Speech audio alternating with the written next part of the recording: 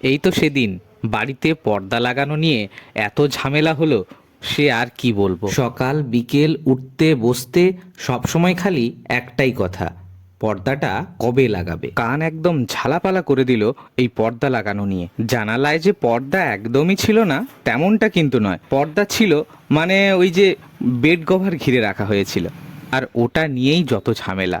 যতই হোক না কেন, বাড়ির মধ্যে যখন ফ্যান চলে তখন কিন্তু বেড কভারগুলো কিছুটা হলেও সরে যায়। আর আমাদের জানালাগুলো স্লাইডিং প্রকৃতির, আর এতে ওয়ান ওয়ে কাঁচ লাগানো আছে। দিনের বেলায় বাইরে থেকে কিছু দেখা যায় না ঠিকই, তবে রাতে যখন রুমের মধ্যে আলো জ্বলে তখন এই ওয়ান ওয়ে কাঁচ কোনো কাজের নয়। এই সময় পর্দাটাই সবচেয়ে ইম্পর্ট্যান্ট হয়ে পড়ে। আর রুমের মধ্যে সবসময় যে থাকে কেবলমাত্র এই পর্দার কারণেই তার অনেক আনকমফোর্টেবল ফিল হয়। আর তাছাড়াও বাড়িতে প্রপারলি পর্দা না লাগালে বাড়ির মধ্যেকার যে সৌন্দর্যতা সেটা কিন্তু অনেকটাই খারাপ হয়ে যায়। এবার আপনারা হয়তো বলবেন, যদি পর্দার গুরুত্ব আমি এতই বুঝি তাহলে এতদিন লাগিয়ে দিইনি কেন। আসলে আমরা যখন নতুন রুমে শিফট করেছিলাম তখন ছিল শীতকাল, আর শীতকালে যেহেতু জানালা খোলার খুব একটা প্রয়োজন হয় না, তাই আর পর্দার গুরুত্বটা অতটা আসেনি। তবে পর্দা লাগানোর জন্য যা যা লাগে, যেমন স্টিলের রড, দু সাইডের হ্যাঙ্গিং হুক, এবং সব থেকে বড় কথা হলো পর্দা, এ সব কিছু কিন্তু আমি আগে থেকেই কিনে রেখেছিলাম। শুধু প্রয়োজন ছিল ড্রিল করে পর্দাগুলোকে লাগিয়ে দেওয়ার। আর ওখানেই যত সমস্যা, ড্রিল মেশিন তো পাওয়া গেছিল, তবে মিস্ত্রি পাওয়া যাচ্ছিল না। আর একার পক্ষে পর্দা লাগানো কিন্তু অতটা সহজ কাজ নয়। কেউ একজন না হেল্প করে দিলে, সঠিক লেভেলে পর্দাটা না বসাতে পারলে পর্দাটা দেখতে কিন্তু খুব খারাপ লাগবে।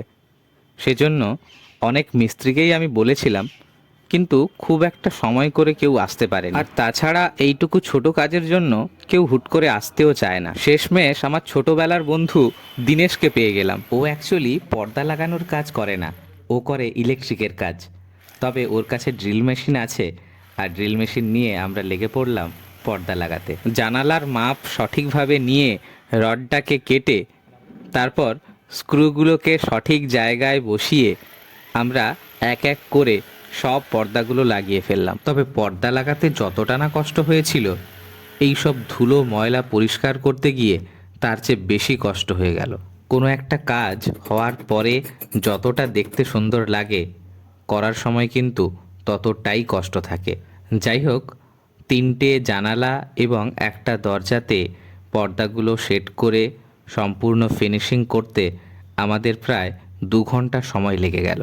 তবে আলটিমেটলি পর্দাটা লাগিয়ে অনেক দিনের একটা পেন্ডিং কাজ শেষ করে মনের মধ্যে একটা প্রশান্তির অনুভূতি হলো।